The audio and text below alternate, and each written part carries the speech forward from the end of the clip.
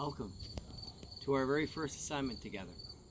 You'll see that it's an assignment called A View of Your World Through the Window.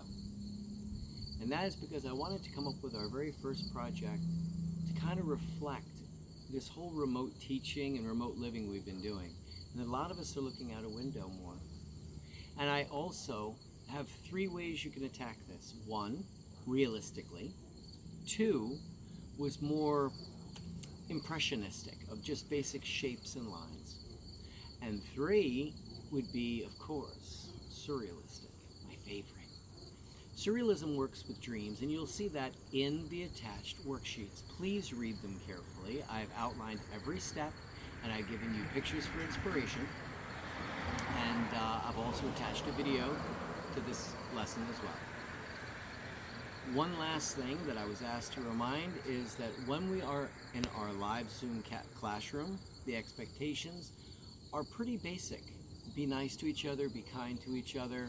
You'll be asked later on to share artwork, to share discussions.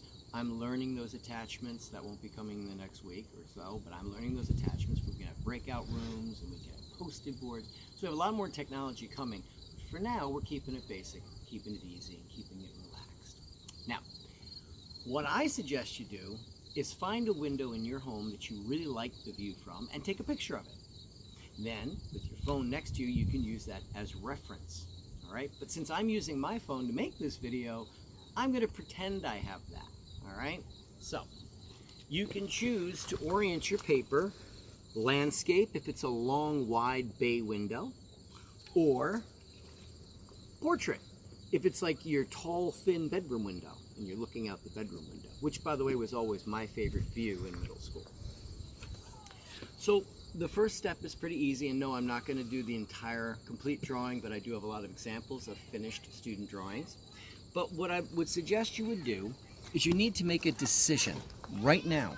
Decide, am I going to use a second sheet of paper and do the folding part to cut out my window panes and glue that over the top of my drawing? Or am I going to hand draw it all around it and then work around those things? Make that decision now. So give you a second, think about it. The cutting one has its advantages, and that would be, I'll show you how to fold it, how to cut it. And that'll be our second video that'll be attached here. And we then just do our drawing of what we see out the window, and then we're going to glue on our paper over that picture and then tweak that up so it looks like one image. Pretty easy, pretty uniform. Or you could take a ruler and draw in your window panes, okay? So I tend to do this. If I'm gonna draw it, okay, without those window panes, I just break them down and then I'll work around that. If you're going to be cutting out paper and gluing on the window panes, do not put these lines in. They will never match up with what you glue down, okay? So do not do that step. All right, the rest of the steps are all the same. If you could flash the camera just across the street, okay? That's what I'm going to work from really quick so you can watch what I'm doing. First thing you want to do is you want to flesh out the basic shapes. So I've got a basic shape here, and I am doing this without my glasses on, I just noticed. And for a person who's legally blind, yes, that's true, I am legally blind without my glasses. I'm working a lot from memory, and all I'm seeing is a big watercolor. But you know what? I've been staring at this view for quite some time. So I've got a feel for what I want to do. So I break that down this way, and then this comes out, and here, and out here. What's neat is there's another door not far away. There's a bush, and then there's the other door here with this little half moon. That's kind of cool. And we have our steps and a window. And just pay attention to detail.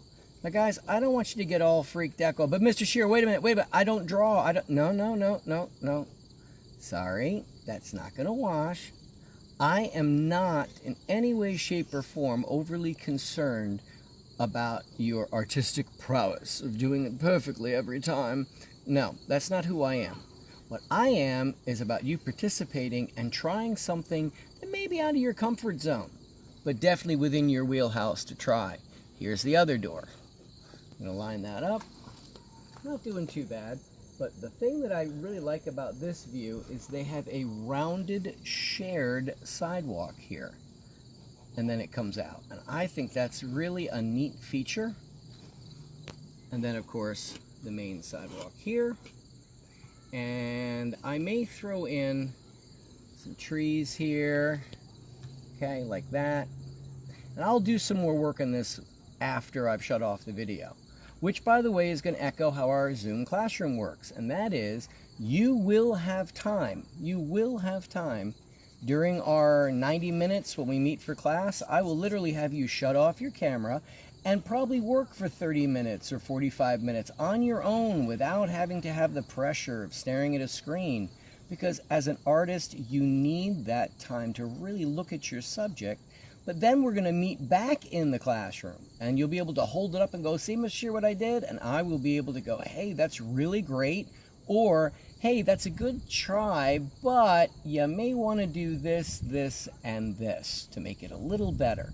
So you'll be getting comments like that. So we will be a lot more communication between us. It's not going to be like springtime where I just posted this and then you just texted me. Nope, we're going to be meeting every other day, A's and B days, and we will be working with Zoom classrooms, which by the way you will see attached here. I expect to see you in class. One of the expectations besides treating each other kindly is that you show up, that you participate, because I will have throughout that day, instead of just staring at each other like monks, I'm gonna fire out some questions verbally, and I'll hopefully by that time have a comment board, or you can give me a thumbs up, yes or no, or that kind of thing. Wow, a plane right now? Really? Oh well, you know what? That's life. That's just how life works. But you see how I've got my building there? Now, if you're gonna plan on drawing these things in, now I'd go in with my eraser and I'd erase these window pane lines and then harden them up a nice even thickness. May I suggest taping 2 pencils together and dragging it that way so you get a perfect parallel vertical and parallel horizontal lines.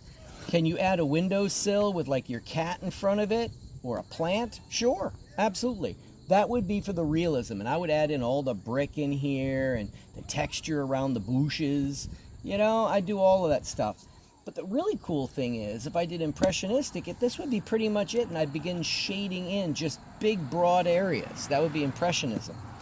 Realism, I'd add up in all the detail.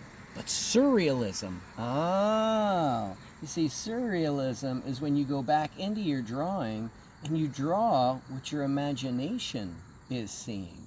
And of course, for me, I tend to have kind of a wild imagination. So I could kind of have, oh, I don't know, Cthulhu Rising over the background, you know, or a giant octopi or octopus. I could have that. I think I'll do an octopus because I have a thing for them. And just take your time.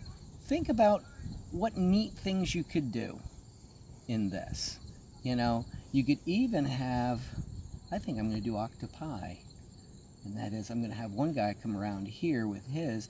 It's the attack of the calamari. That's Italian for octopus, may I add. And I could have just curling around, because I think that'd be kind of neat, you know. And you could even have maybe a spaceship up in here. Maybe these aren't octopus, maybe they're aliens.